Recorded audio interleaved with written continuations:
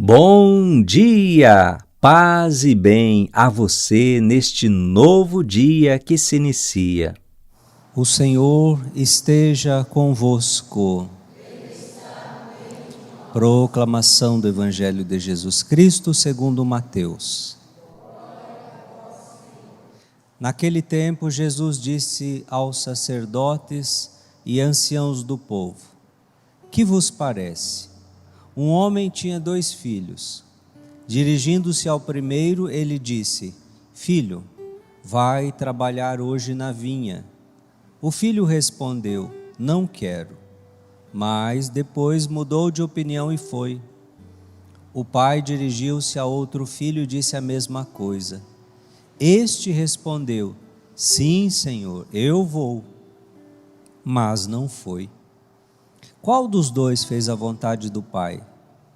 Os sumos sacerdotes e os anciãos do povo responderam: O primeiro. Então Jesus lhes disse: Em verdade vos digo que os cobradores de impostos e as prostitutas vos precedem no reino de Deus. Porque João veio até vós num caminho de justiça, e vós não acreditastes nele. Ao contrário, os cobradores de impostos e as prostitutas creram nele. Vós, porém, mesmo vendo isso, não vos arrependestes para crer nele. Palavra da salvação. Ave Maria, cheia de graça, o Senhor é convosco.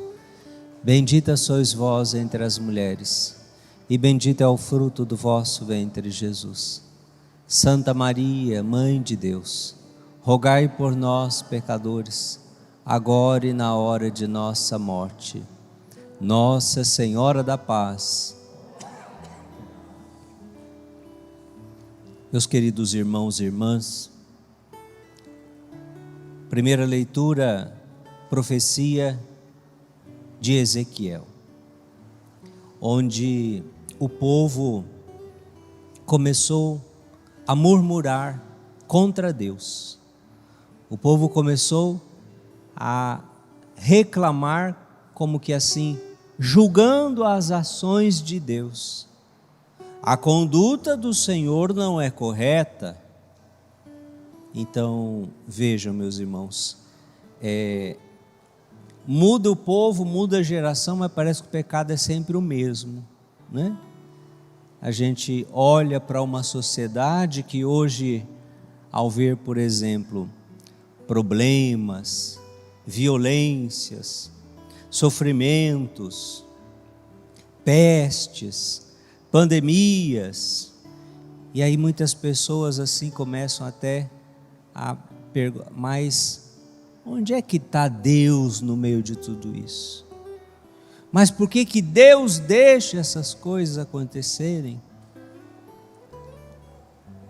E aí acaba caindo nesse mesmo pecado aqui. A conduta do Senhor não é correta, a conduta de Deus não é correta. Como se a gente tivesse assim, vamos dizer, o direito de nós nos tornarmos juízes de Deus. Eu não concordo com isso que Deus está fazendo, não.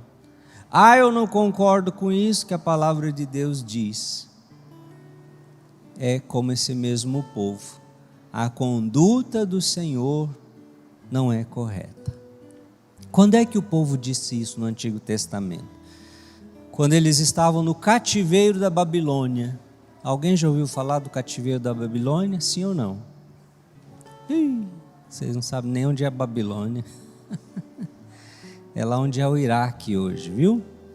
Então, os babilônicos, o Império Babilônico, o tal do Nabucodonosor, chegou lá na Terra Santa, na Palestina, Jerusalém, acabou com tudo. Matou meio mundo, e os que sobraram, os judeus que sobraram, trouxeram eles cativos para a Babilônia, presos, cativos, exilados. Quer dizer, para aquele povo foi assim como que o fim dos tempos. acabou tudo. Acabou a fé, acabou o templo, acabou o nosso povo, acabou a aliança, acabou o nosso sonho. Né? O resto que sobrou levou cativo. E lá eles ficaram um tempinho mais ou menos. Adivinha quanto tempo? 5 anos, mais 10, mais 20, mais 50 anos. 50 anos de cativeiro. Quem já era meia idade para frente morreu tudo. Os que chegaram lá e ficaram 50 anos eram os mais jovens.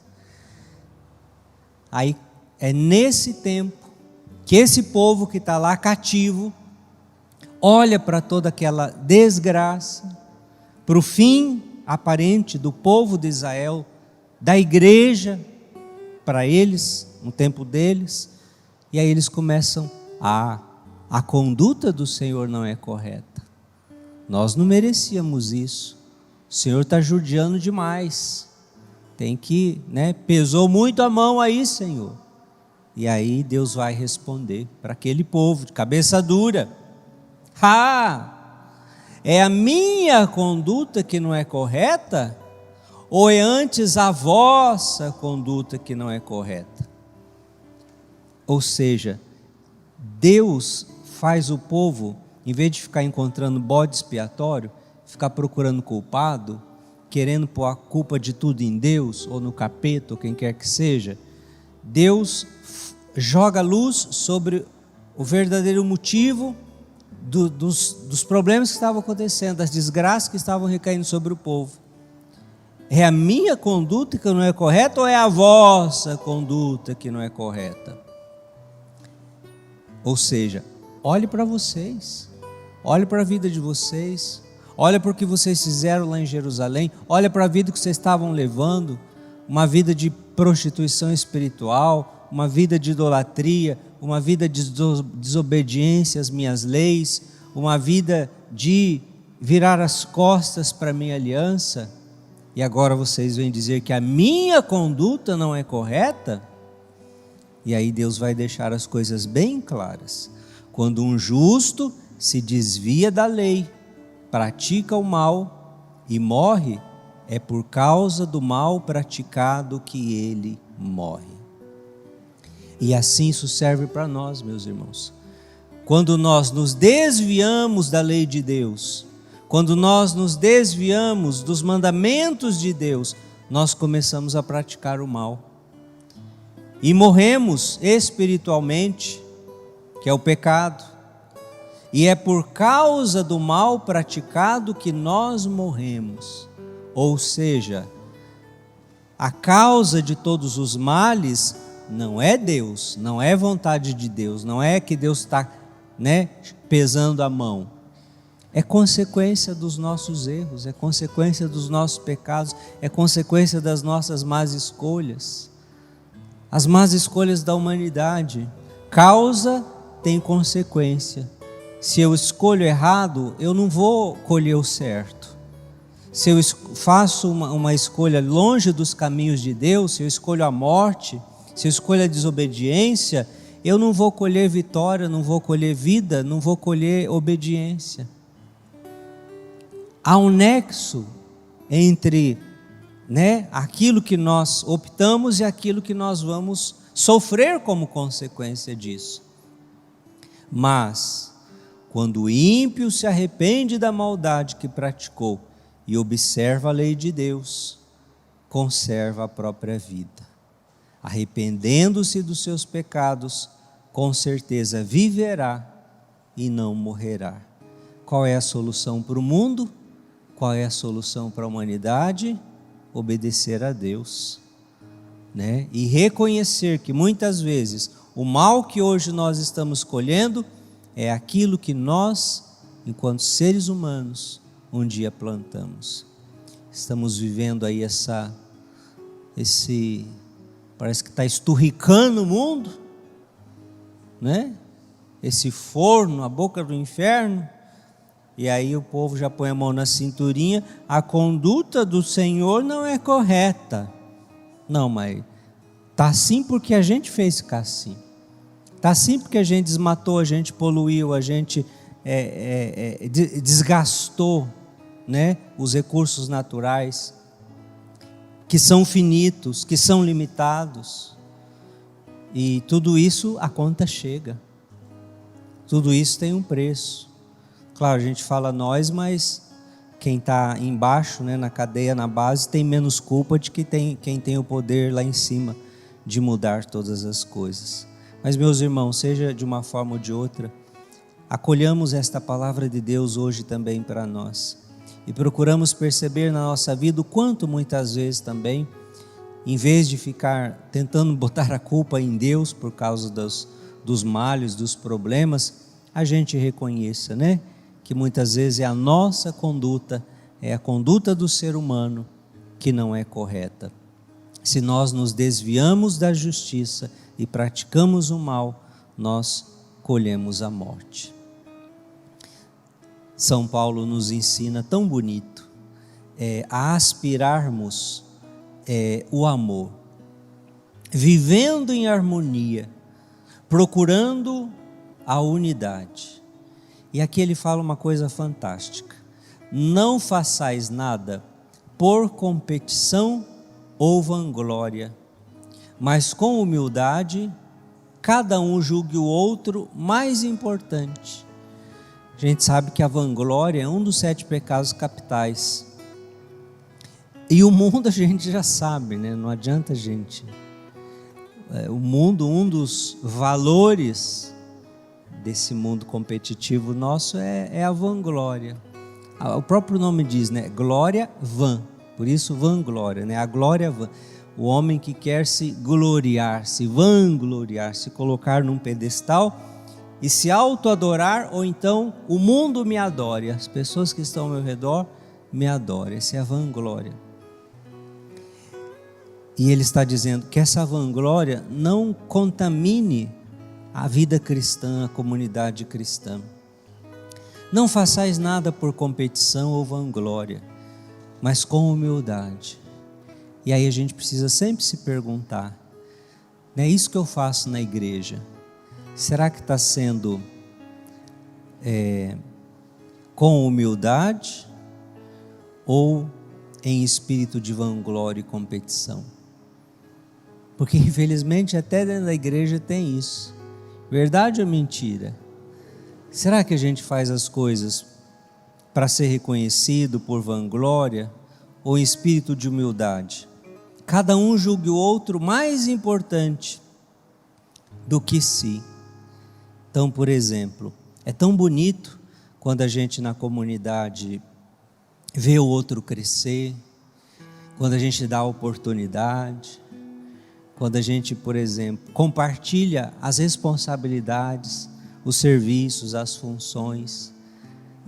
Às vezes você tem um dom, né, de fazer alguma coisa, de cuidar de tal coisa, de trabalhar numa pastoral, nossa, você assim, todos te admiram, mas a gente tem que correr, tem que estar atento para não subir para a cabeça, porque aí de repente chega outro e começa a querer fazer, querer ser bom, querer crescer, aí a pessoa já olha assim, esse aí não está com nada, nunca que vai fazer igual eu faço, nunca que vai ser igual eu, nunca que vai ler bonito igual eu leio, nunca que vai servir igual eu sirvo, nunca que vai cantar do jeito que eu canto.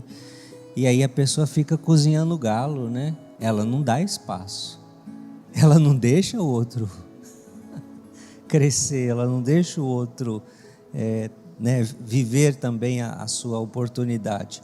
Não, é eu que faço isso aqui.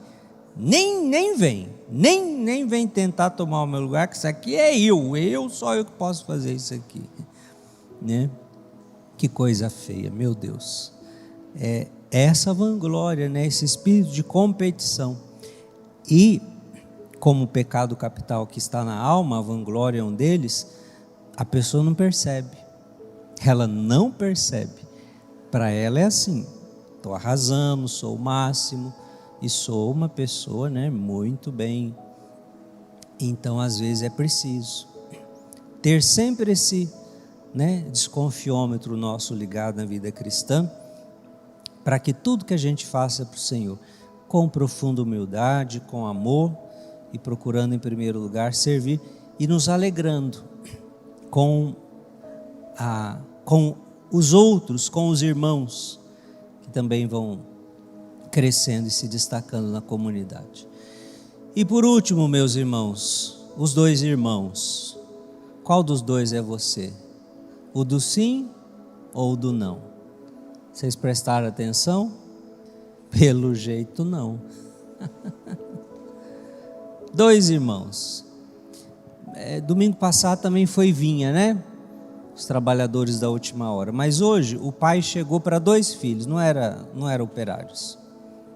Filho, vem ajudar o pai na vinha.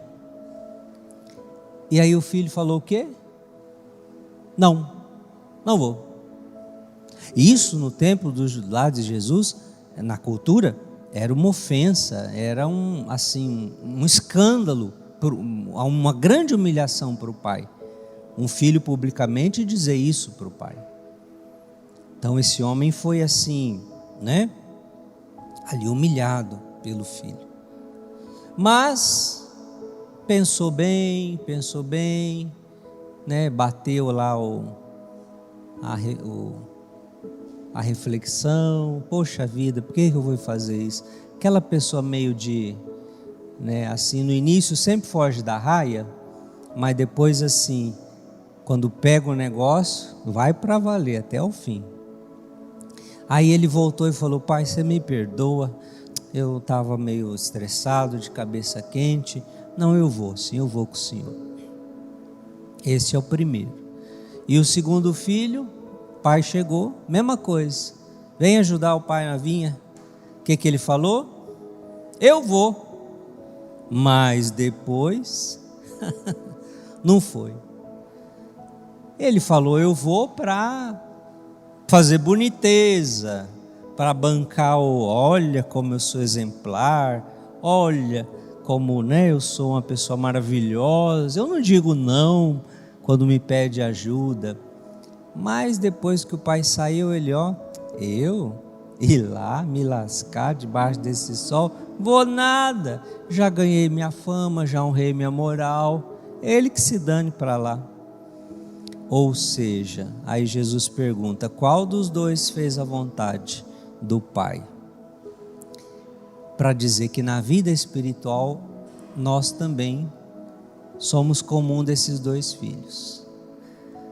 Deus chega, Deus fala, Deus nos convida, e às vezes de momento a gente resiste, mas depois a gente quebranta o coração, a gente sabe, não, esse é o caminho e não adianta, não dá mais para voltar. Eu vou ficar com o meu pai, ele sabe o que é melhor para mim. E por outro lado, tem aqueles que só quer fazer bonito na frente dos outros, é só de palavra, de gogó, de discursos, mas no dia a dia não vive, não põe em prática, não está realmente disposto a viver aquele chamado, aquela vocação. E essa palavra também nos convida a olhar para a nossa vida. Que tipo de filho eu tenho sido? Um filho só de palavras, mas que não põe em prática no dia a dia da vida aquilo que o pai pede? Ou eu sou esse filho que às vezes até tem resistência, tem dificuldades, mas sabe que aquilo é o certo, e aí vai lutando, vai se esforçando para dar conta de viver esse sim no dia a dia. Eu digo assim, que a gente não deve ser nenhum nem o outro. A gente não deve dizer não e depois ir, mas a gente não deve também dizer sim e não ir. O que a gente deve fazer? Dizer sim e ir. Esse é o ideal da vida cristã. Vejam, meus irmãos, e não é brincadeira isso, Jesus, palavra forte, falou para os judeus: os cobradores de impostos e as prostitutas vos precedem no reino de Deus. O que precede? Estão antes de vocês, vão chegar lá primeiro que vocês. Isso é forte, porque eu fico imaginando assim, às vezes as pessoas quando vão dar um exemplo assim, eu tinha uma vida mundana, porque eu vivia na prostituição, como se quase que saísse sujeira da boca da pessoa quando ela fala essa palavra. É tipo um estigma, né? Uma coisa assim muito... E Jesus está dizendo que essas pessoas que vão entrar primeiro no reino dos céus. E que muitas vezes aqueles, né, aqui se referindo aos judeus, que se considerava povo da aliança, povo santo, povo fiel, vão ficar por último. Claro, aqui Jesus está falando de conversão. Os cobradores de impostos e as prostitutas creram em Jesus, se converteram a Jesus, e por isso não importa o que viveu, o que passou, o que aprontou na vida, não. É uma nova criatura e vos precederão no reino. Maria Madalena foi uma prova concreta disso, né? Portanto, peçamos a Deus, meus irmãos e minhas irmãs, a graça de também ouvirmos de Deus a cada dia da vida este chamado, e que o nosso sim seja sim para valer, para Deus, e que o nosso não seja não para tudo aquilo que nos leva para longe do Senhor. Glória ao Pai, ao Filho e ao Espírito Santo, como era no princípio, agora e sempre.